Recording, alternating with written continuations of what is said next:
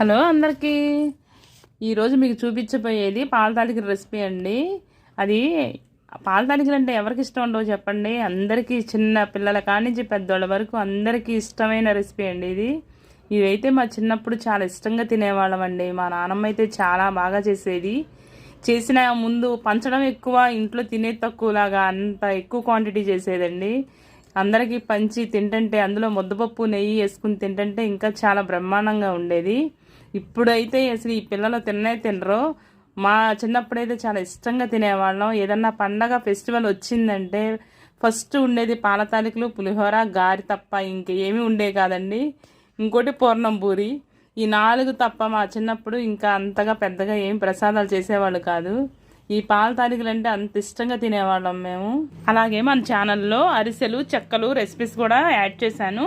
Interest ఉన్న వాళ్ళు నా పేజ్కి వెళ్ళి ఒకసారి చూడండి. అలాగే నా ఛానల్ని సబ్స్క్రైబ్ చేసుకోండి. Thanks for watching.